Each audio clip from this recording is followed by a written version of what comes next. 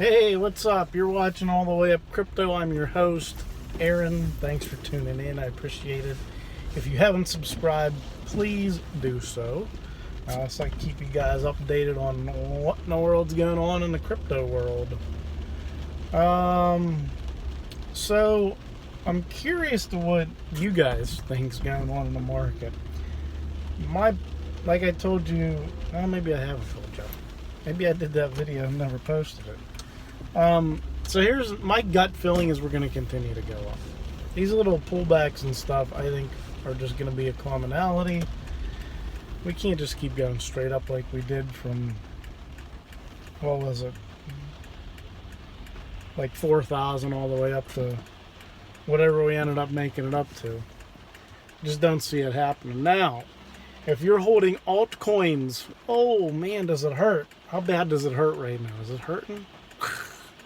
You're like, oh my gosh, what am I doing in these shit coins? Hang in there. Hang in there. I'm telling you to hang in there because I can tell you that I'm confident that they will go up in value. One of the things a Bitcoin maximalist will tell you is, well, Bitcoin can do anything that all these altcoins can do. They can just add it. Well, yeah, they might be able to add it. But there's a problem with that. Because Bitcoin has become a store of value. Man, surprise, it's raining again. This is insane. I'm tired of the rain here. The concern I would have is adding any other feature, anything that these altcoins can do to Bitcoin, is you're sacrificing security, even if it is on another layer, right? So let these other altcoins handle it. That's why I think Komodo, you understand this. This is why I think Komodo is so incredibly awesome, because it notarizes all the transactions to Bitcoin's network, to its blockchain. Why would Bitcoin ever need to do anything? Let Komodo handle all of it, right? That's why I think Komodo is such a good, strong altcoin. And if you look right now, it's up in its Satoshi value today by like 20%, which is pretty cool. But some of your other altcoins, man, they're taking a beating right now. You look at their Satoshi value, they're like, it's like they fell off a cliff. You look at their USD value, yeah, pretty much the same thing. But when you see some of these altcoins that are climbing in their Satoshi value, and then Bitcoin starts going back up again, that's when you see a bigger increase in the USD value. That's why, like Komodo being up 20% in its Satoshi value right now, when Bitcoin heads back up to 13,000, 14,000, and Komodo doesn't drop down in its Satoshi value, you'll see that bigger increase. It might get above $2, somewhere around there. Who knows? Let me discuss with you quickly what I think the possibilities are with Bitcoin and what the market is probably going to do, or the possibilities of what it could do. So the one possibility that scares me, because I think it would set us back about another year, is the Elliot wave theory that we are in a C wave correction right now. So if you're not familiar with Elliot wave theory, usually you go up in steps of 5, right? And the third step is usually the biggest.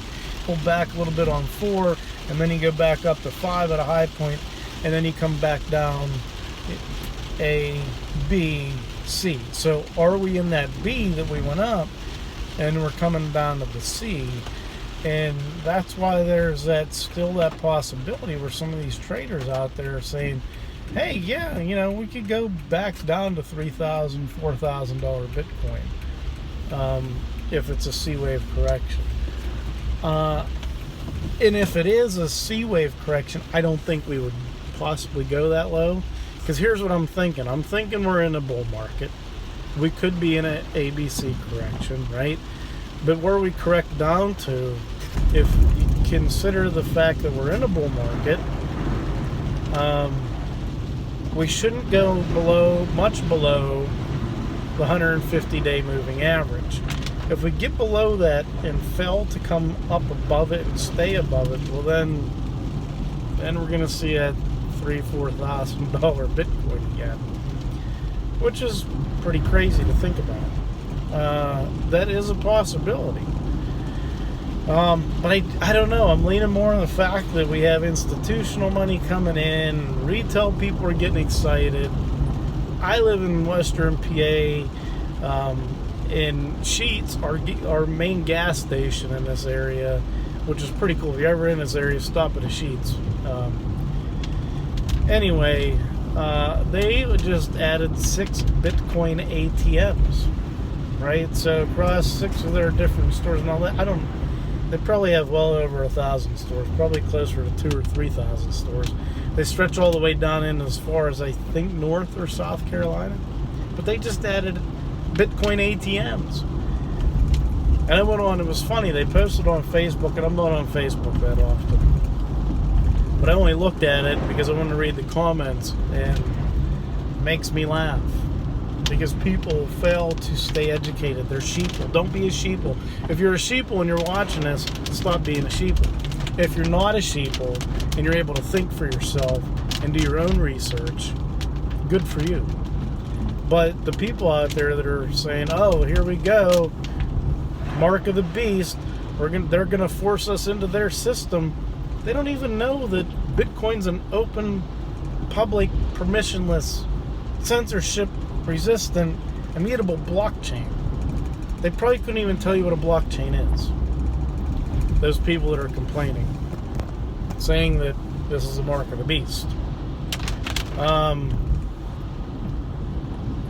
What would concern me is, and that's the other thing. People are like, oh, here we go, we're headed for that cashless society in the Bible. Well, I read my Bible. I don't know if these people do. They just hear someone speak of something like, oh, cashless society, we're living in the end of days. Well, guess what? When John wrote the book of Revelation, we're already living in the end of days. So we're just waiting for Jesus to come now. Anyway, they're talking about a cashless society. Nowhere in the Bible does it say anything about a cashless society. What it does say is that you will not be able to buy, sell, or trade unless you have the mark of the beast. What I could see happening is if we do move to a one world currency, you might not be able to buy, sell, or trade with other people, but I still think that's far-fetched. You're still going to be able to trade with people. Like, hey, I'll give you my car, you give me your car. Hey, I'll give you some, like they did back in the Great Depression, right? People used to help each other out. I just don't see the whole cashless society thing anywhere in the Bible. I think it's going to be more of the lines of the possibility of a one world government forcing us to get some type of identification number, and you won't be able to buy, sell, or trade no matter what currency you're using, whether it's a one world currency or a cryptocurrency, unless you sign it, okay, with your mark of the beast. That can be something that could happen. If you're Christian and you understand that stuff or believe that stuff. I'm a Christian. I believe that Jesus is our Savior and He's going to come get us at some point. I believe He is who He says He is. Just because of the historical facts. Don't need no one else to tell me it. There's historical facts that prove that. So, anyway, you guys hang in there, hodl onto your altcoins. Don't get rid of them. I think we're very close. When Bitcoin gets up above or closer to its all-time high and up above that all-time high, people won't feel so bad moving some of their Bitcoin into the altcoins. And some of these altcoins, I'm telling you, like, some people argue that who cares about development? Well, I care about development, and I care about adoption, and I care about the community. You can have development and not have a community, and you won't go anywhere. You won't survive. You could have the greatest blockchain, cryptocurrency, decentralized solution in the world, But if you don't have a community, you're not going to be adopted. No one cares. Look at Litecoin. Litecoin is like Bitcoin Lite, right? It doesn't do anything any more fancy than what Bitcoin does. But why is it so valuable right now? Because it has a community. Because there's people like John Kim out there that said he's going to go and ignite the fire and teach people and show people how Litecoin works and why cryptocurrencies are a better choice than our current monetary system. That's why Litecoin's so valuable, because of the community. So if you're looking at some of these cryptocurrencies and you're looking at some of these projects, if there's not a good community behind it, probably not going to do too well. And if it's not being adopted, if whatever they're trying to do, whatever ICO you're in, if they're not trying to get adopted by certain industries, or they're not working on partnerships, they're not going to survive long term. So it's what it is. It's what it is. So don't be scared of these $1,000 drops in 5 minutes on Bitcoin. Those are just the freaking whales.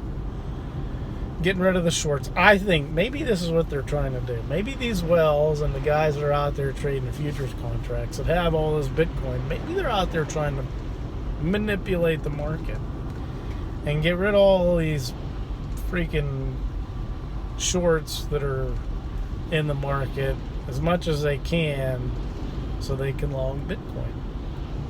I don't know. Good possibility. They might be trying to clear it all up and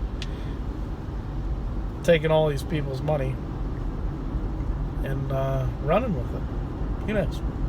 Anyway, hope you guys are all doing well. Until we meet again, stay crypto, my friends.